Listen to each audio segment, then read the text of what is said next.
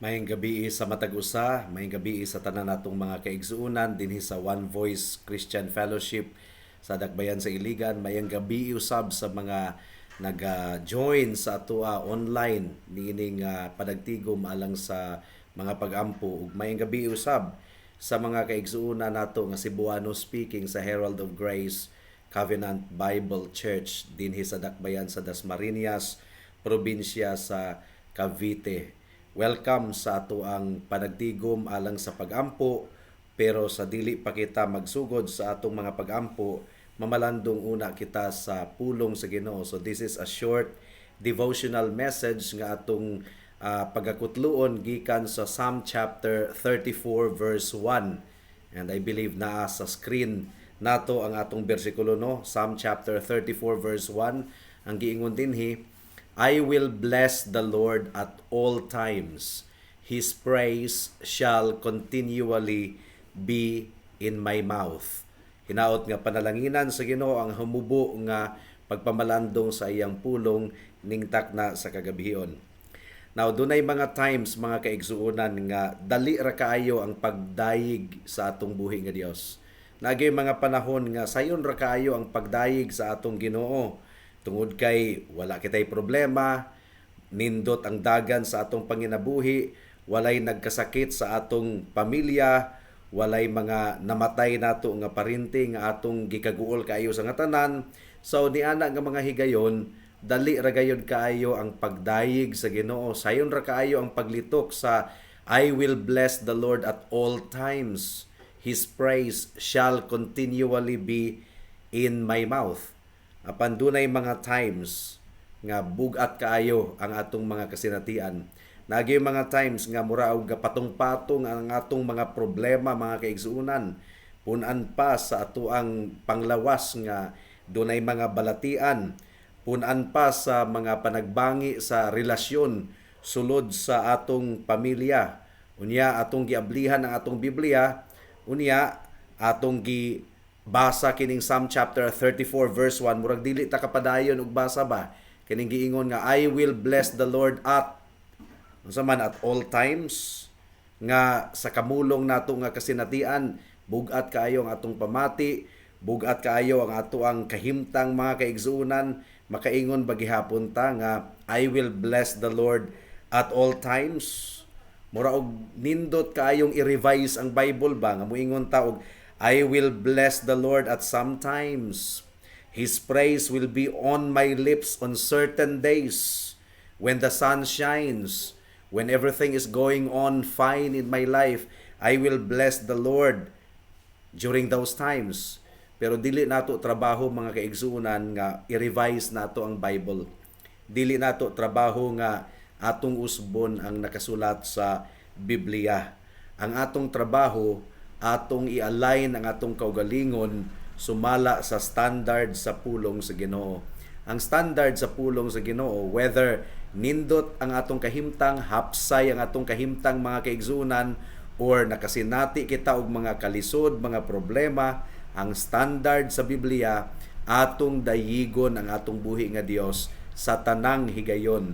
That is one of the indications nga lalom ang atong pagkaila sa atong buhi nga Dios. That is one of the indications nga kita mitubo na sa atong espirituhanon nga kinabuhi. Remember, dili gusto sa Ginoo nga mahimo kitang spoiled nga mga anak niya. Naagyo times nga iyang itugot, iyang gitakda nga makasinati kita og mga pagsulay sa atong kinabuhi aron kita padayon nga mutawag kaniya ug muyangungo kaniya ug mudayig sa iyang ngalan. So dili nato trabaho nga atong i-revise ang Bible. Di gyud nato usbon kining nakaingon diri nga I will bless the Lord at all times. Ang atong trabaho, ang atong business, atong i-align ang atong kinabuhi sa standard sa pulong sa Ginoo. Ug ang standard sa pulong sa Ginoo sama sa giingon sa 1 Thessalonians 5:18, in everything give thanks, for this is the will of God in Christ Jesus concerning you.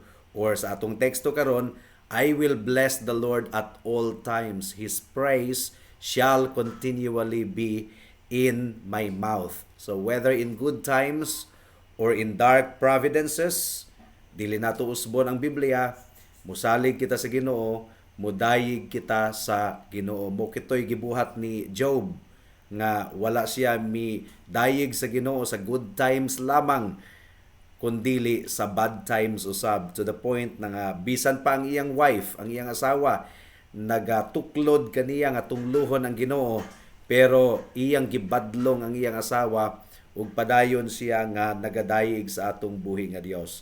So it is our business to bring our lives up to the standard of the Word of God. So we must learn to say Psalm chapter 34 verse 1, just as it is written, mga kaigsuunan, I will bless the Lord at all times, His praise shall continually be in my mouth. So kinahanglan nga dayigo nato ang Ginoo sa mga ngit-ngit nga mga higayon, mga bugat nga mga higayon, as well as sa mga higayon nga hapsay, mga kaigsuunan. Kinahanglan nga makatuna nato nga dayigo nato ang atong buhi nga Dios, taliwala sa posibleng kasakit nga atong masinatian ug atong nasinatian siguro sa kamulong karon. So ang pangutana, nakakat-on na ba kita niini nga leksyon? I will bless the Lord at all times. His praise shall continually be in my mouth. In everything give thanks, for this is the will of God in Christ Jesus concerning you. So hinaot nga nakigistorya sa matag usa ka nato ang pulong sa Ginoo pinaagi niining short devotion. Magampo ta, mga kaigsuonan. Salamat o Dios sa mensahe nimo niining taknaa. Among gipangayo nga tudluan mo kami nga dayigon kanamo sa tanang higayon, nga dili selective ang among pagdayig ug pagpasalamat kanimo, nga ay harami mo dayig ug mo pasalamat kanimo sa mga hapsay nga panahon sa among kinabuhi, pero sa mga bugat nga mga panahon amo kang kalimtan or mangluod minimo or amo kang pasanginlan. Ginoo, tabangi kami ug pasayloa kami kung amo na kining nabuhat. Hinaot nga hatagan mo kami og tinuod nga paghinulsol ug hatagan mo kami og lig-on nga pagsalig kanimo nga taliwala sa posible nga kapugaton nga among giatubang pareha ni Job. Amo ikaw nga pagadaygon ug among ibayaw ang imong pangalan. Salamat o Dios ug tabangi kami sa pagpadayon karon sa mga pagampo. Nagtuo kami nga ikaw ang Dios nga mutubag sa among mga pagampo sumala sa imong kabubuton. Do not be anxious about anything, but in everything by prayer and supplication with thanksgiving let your requests be made known to God, says you, O God, through the Apostle Paul in Philippians chapter 4 verse 6 and 7. So tabangi ang imong mga katawhan karon sa pagampo ug pagbayaw sa imong ngalan, ug tabangi kami nga moampo nga adunay confidence sa among kasing-kasing ug aduna gayoy pagsalig kanimo. And this we pray in Jesus' name. Amen and amen.